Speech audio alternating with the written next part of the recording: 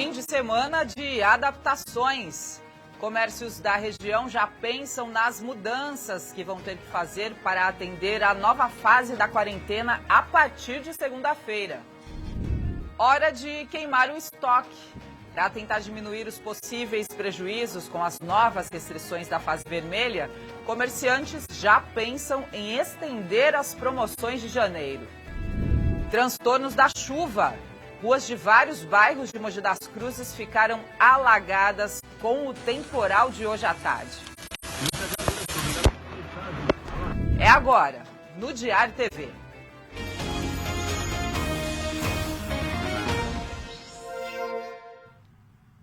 Olá, boa noite. A gente começa a edição de hoje falando do Exame Nacional do Ensino Médio.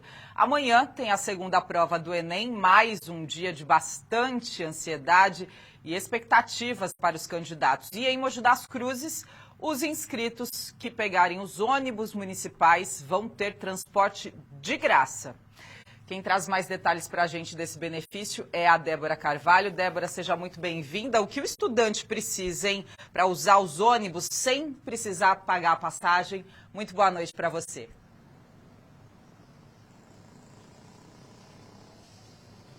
Oi, Cris, boa noite a todos. Olha, muito fácil, basta que o estudante apresente o comprovante de inscrição do Enem, isso no papel ou também de forma online, né, de forma digital pelo celular.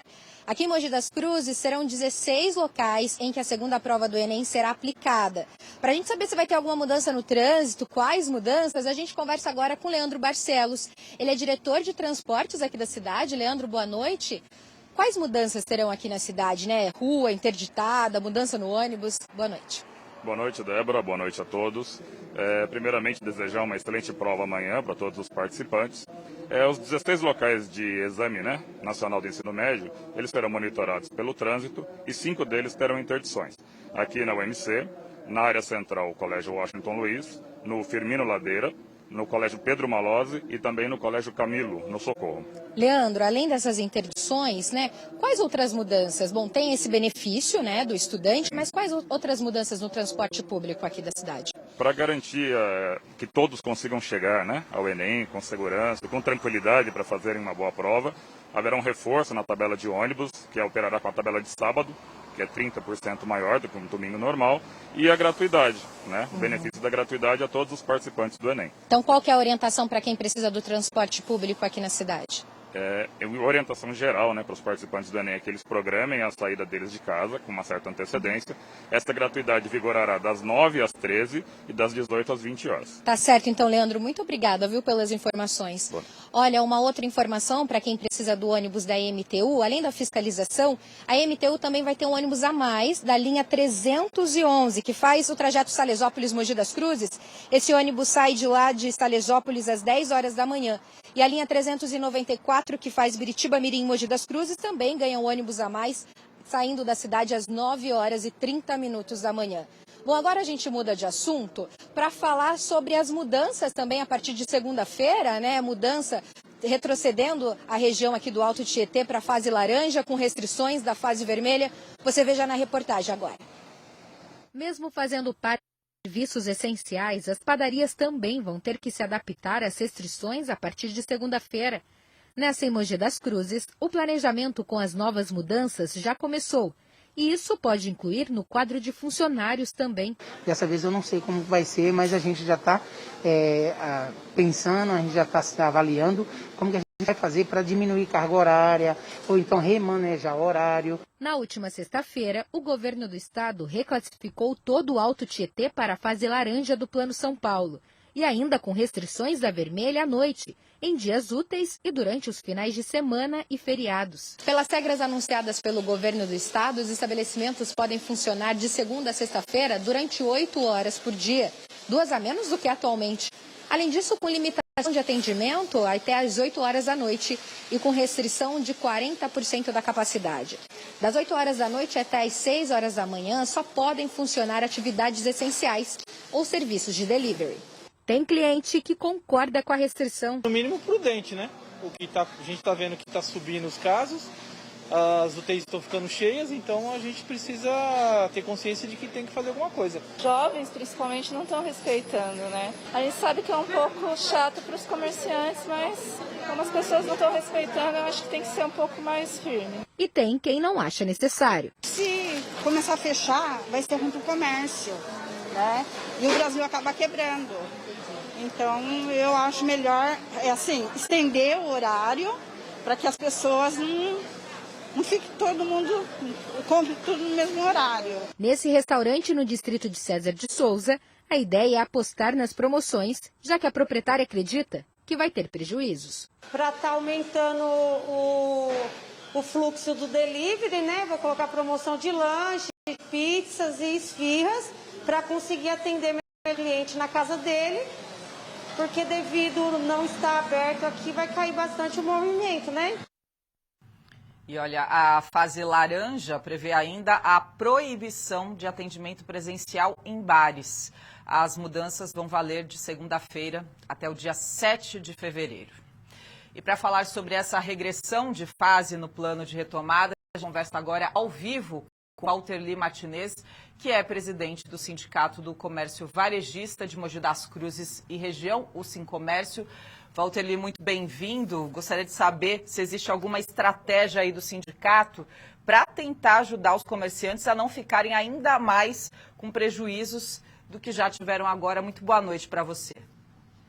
Boa noite, Cris. Sim, nós já estamos solicitando às prefeituras aqui do Alto Tietê que nos ajude a trabalhar na fase vermelha, na parte de delivery, drive-thru, também para o comércio, né? Porque o prejuízo vai ser muito grande, principalmente shoppings, bares e restaurantes que não poderão trabalhar no fim de semana. A gente tem um dado impressionante da Associação de Bares e Restaurantes do Estado, que estima que o setor vai continuar perdendo por dia nas cidades paulistas 1.800 empregos e 45 milhões de reais de potencial de consumo e de massa salarial.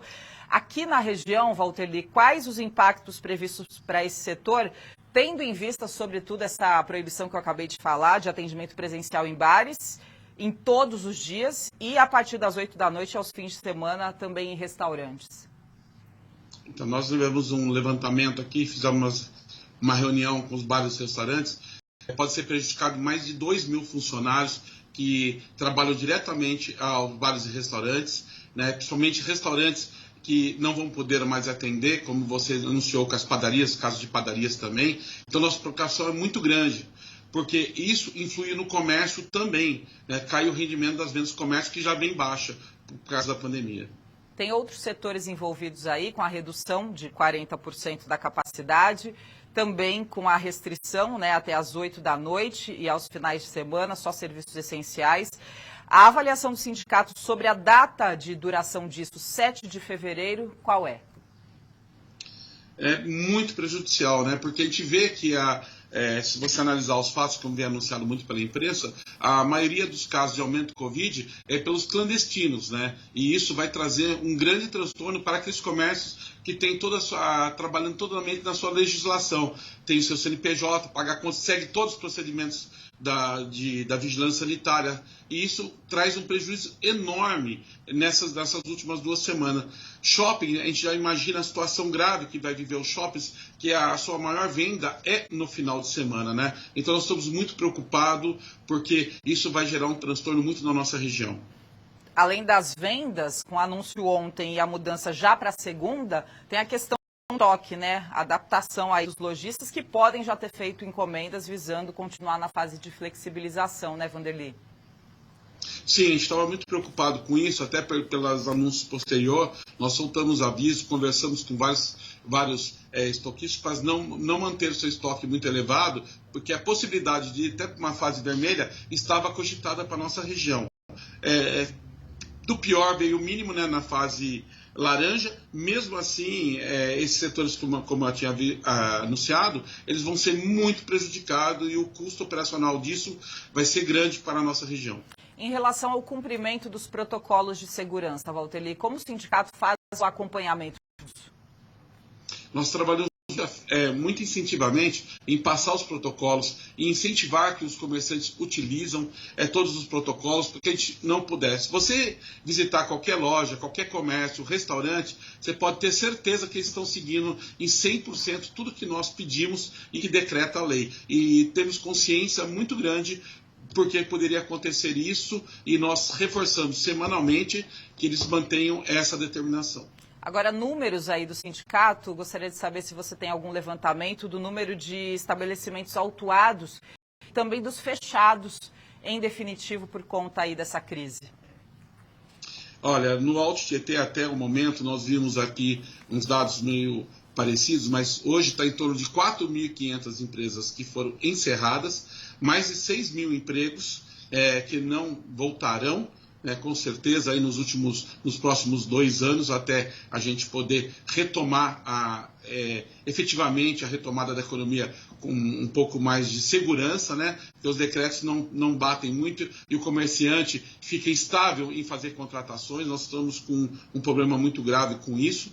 Nessa relação fecha, não fecha, fecha determinado por tempo, isso dá estabilidade para que a gente não possa ter uma avaliação positiva, Mesmo com a retomada breve que tivemos aí de novembro a dezembro, tivemos aí 400 empresas criadas na nossa região aqui, com mais de 1.200 empregos retomados, mas isso podemos perder se continuar essa metodologia que o governo do Estado de São Paulo vem aplicando. Obrigada por dar essas informações, esse cenário, dos impactos aí para o comércio. Que dias melhores venham. Obrigada, viu, Walterli, por tudo. Boa tarde. Boa noite, eu que agradeço. Boa noite, eu que agradeço. Agora a gente muda de assunto para falar que o feriado prolongado para os paulistanos levou muita gente para as praias da Baixada Santista. Esse é o último final de semana antes da mudança de fase para as 17 regiões do estado. A partir de segunda-feira, tudo fica diferente de novo. A mudança da fase amarela para a fase laranja em toda a Baixada Santista do Plano São Paulo tem relação com o aumento do número de mortes provocadas pela Covid-19. Para se ter uma ideia, a cidade de Santos já registra mais de 1.000 mortes. E nos últimos 28 dias, novas mortes foram registradas, 113. Sem contar o aumento de 120% no número de mortes nos últimos 14 dias. E o número de casos também aumentou. O índice já chega a 49%. O prefeito Rogério Santos tinha anunciado que iria retomar as barreiras de hoje à segunda-feira para vans e ônibus de turistas de um dia. Mas quando chegamos na entrada de Santos por volta das 8h30 da manhã, não havia o bloqueio. Por causa do feriado prolongado pelo aniversário da cidade de São Paulo, até a 1h da tarde, mais de 134 mil veículos já tinham descido a serra, trazendo os turistas para cá. Mas nos próximos 2 finais de semana, esse cenário vai mudar. Não fecharemos as praias, apenas fica proibido nos fins de semana o uso de cadeiras e a comercialização de produtos na faixa de areia. A praia, no fim de semana, que se pede é que não se usem cadeiras, as pessoas não fiquem paradas, podem praticar os seus esportes individuais, os coletivos não, mas tudo isso também depende de uma reunião que farei com os outros prefeitos da Baixada Santista já na segunda-feira. Os ambulantes sofrem, os comerciantes sofrem, mas eu acho que as pessoas têm que ter um pouco de consciência e pensar no coletivo. A gente tem que entender de que a vacina está aí, mas a pandemia também está aí. E o movimento de carros também foi grande hoje na Mogi Bertioga. A Janaína Rodrigues esteve lá e tem as informações. O movimento intenso aqui na rodovia Mogi Bertioga começou a partir das 7 da manhã e já era esperado pela Polícia Rodoviária, já que tem aí o feriado da capital paulista. A gente vai conversar com o subtenente Marcelo Morente para dar mais informações para a gente. Subtenente, muito obrigada pela sua participação. Esse movimento já era esperado, Vocês intensificaram a fiscalização para não ter problema de acidentes, ou outras ocorrências? Exato, nós temos um efetivo maior do policiamento rodoviário em toda a extensão da Mogi Bertioga, em todo o Alto Tietê, As viaturas estão posicionadas em pontos estratégicos para coibir o uso de acostamento, ultrapassagens proibidas enfim, toda a irregularidade de trânsito. Algum acidente ocorreu grave aqui na rodovia? Sem registro de acidentes na Mogi Bertioga. Tenente, é sempre bom a gente lembrar, né? A gente ainda está na pandemia, as pessoas tomarem cuidado, evitar aglomerações. Lá no litoral também vai haver fiscalização. Sim, tem um efetivo maior do policiamento, né, da Operação Verão, que está fiscalizando. Certo, então muito obrigada pelas informações. Quem quiser mais informações do movimento na rodovia, pode entrar em contato com o DR 0800 055 5510. Janaína Rodrigues para o Diário TV. Daqui a pouco a gente mostra que com a mudança de fase da quarentena, lojistas devem estender as promoções para tentar diminuir os prejuízos. E também, o temporal de hoje à tarde alagou ruas de Mogi das Cruzes. Olha aí essas imagens, os detalhes em instantes. O Diário TV volta já já.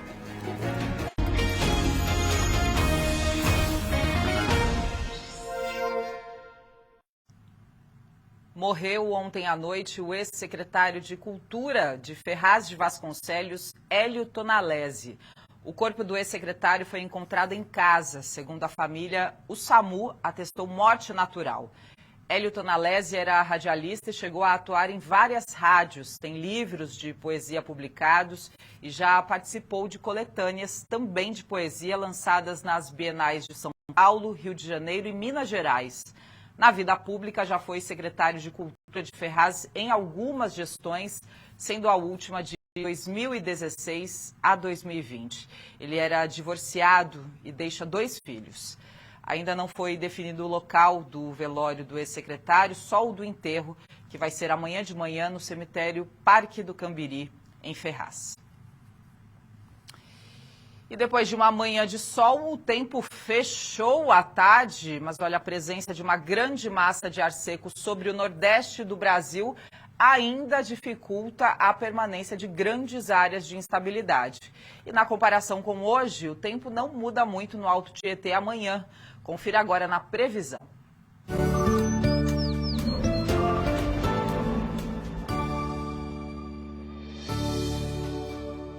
O sol vai brilhar forte, mas tem chance de aumento de nuvens já pela manhã.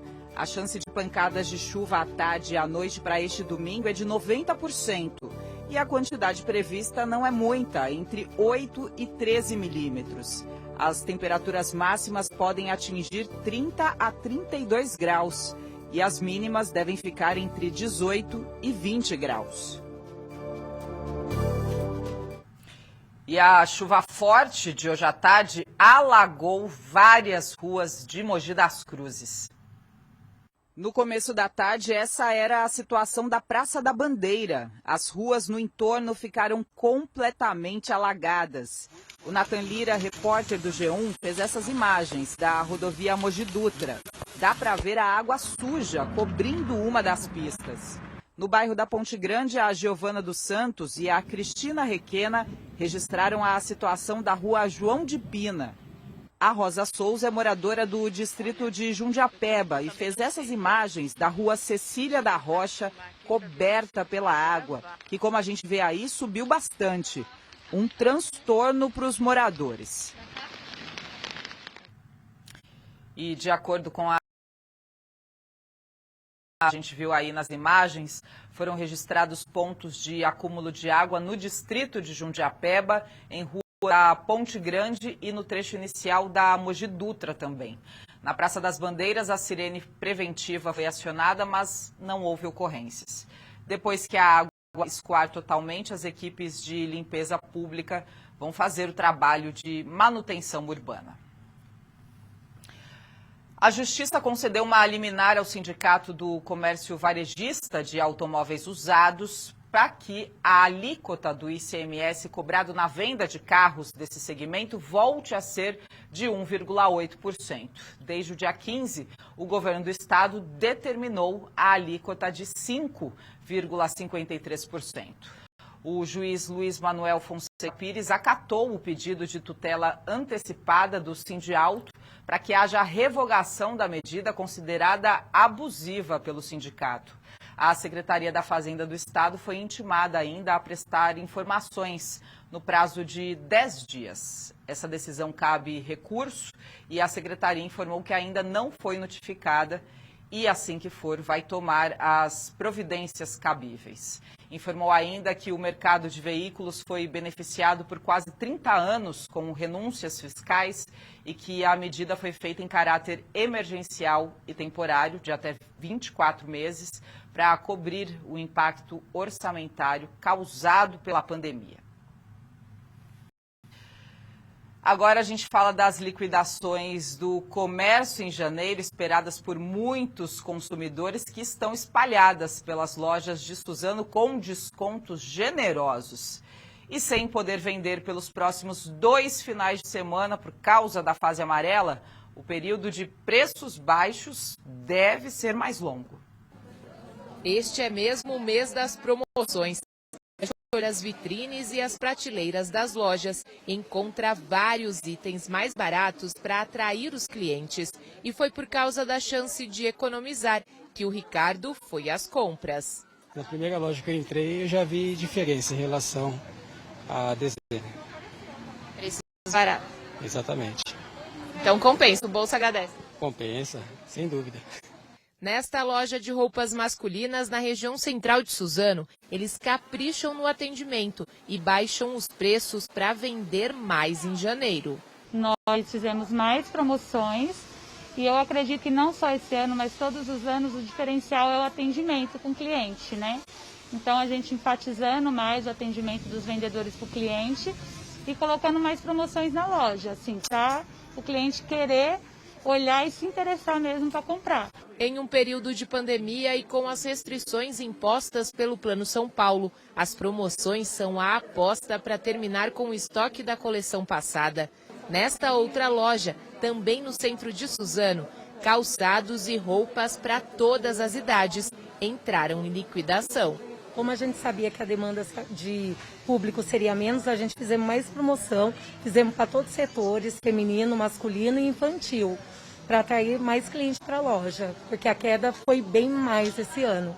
Já que o comércio não essencial vai ficar fechado nos 2 próximos finais de semana por causa da fase vermelha, algumas lojas devem estender as promoções até fevereiro. A Gislaine aproveitou para gastar menos e comprar calçado para a filha.